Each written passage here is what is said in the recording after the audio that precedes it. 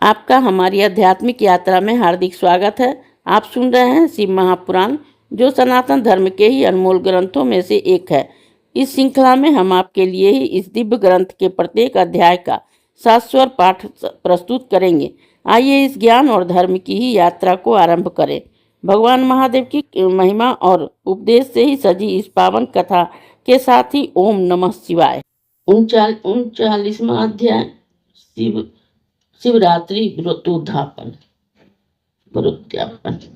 ऋषि बोले कि है, अब शिव व्रत के ही उद्यापन की विधि का वर्णन कीजिए, जिससे ही शिव जी प्रसन्न होते हैं। सूत जी बोले कि ऋषियों शिवरात्रि का व्रत ही 14 वर्ष तक करना चाहिए। त्रयोदशी के दिन ही एक बार भोजन करें तथा और चतुर्दशी को ही उपवास करें। शिवरात्रि के दिन ही शिव मंदिर में जाकर ही सविधि पूजन करें। भद्र मंडप और सर्वोत्तभद्र चक्र का ही सविधि निर्माण करें। प्रजापत्य नाम से ही वस्त्र फल और लक्षणायुक्त ही शुभ घटों को ही स्थापित करें।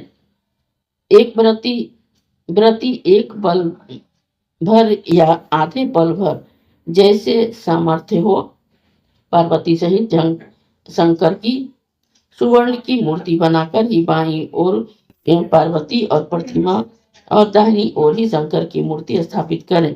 फिर ऋतुजों सहित ही आचार्य का वर्ण कर उसकी आज्ञा से ही शिव की पूजा करें।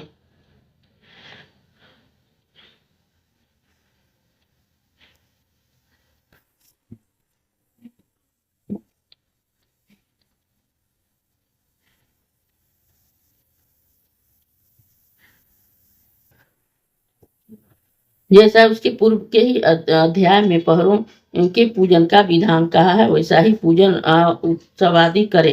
यथाशक्ति प्रजापत्य व्रत के विधान कर प्रेम पूर्वक ही ब्राह्मणों को भोजन कराकर ही भक्ति सहित ही दान देवे। फिर महाप्रभु सदाशिव देव की प्रीति सहित हाथ जोड़कर सिर झुकाकर ही गदगद वाणी से इस प्रकार प्रार्थना करें कि हे देव के देव, हे महादेव, हे शरणागत वत्सल, हे देवेश, इस व्रत से ही मुझ पर कृपा कीजिए। हे शिव, मैंने भक्ति का अनुसरण करके ही यह आपका व्रत किया है। हे शंकर, थोड़ा सा भी यह व्रत आपकी प्रसन्नता के संपूर्णता को प्राप्त हो। हे शंकर, मैंने अज्ञान से अथवा ज्ञान से जो कुछ जब पूजन किया वह सब आपकी कृपा का ही से सफल हो। ऐसा कहते हुए पुष्प की अंजलि अर्पण कर परमात्मा शिव को ही नमस्कार कर फिर प्रार्थना करें। जो इस प्रकार से व्रत उद्यापन करता है उसके सब मनोरथ पूर्ण होते हैं, इसमें कुछ भी संदेह नहीं है। इस अध्याय के श्रवण हेतु आपका हृदय से धन्यवाद। हम आशा करते हैं कि शिव महापुराण की यह दिव्य कथा आपको आध्यात्मिक शांति और गहन ज्ञान प्रदान कर रही होगी। कृपया अगले अध्याय के लिए हमारे साथ जुड़े रहें और अपने सुझाव एवं भावनाएं कमेंट के माध्यम से अवश्य साझा करें।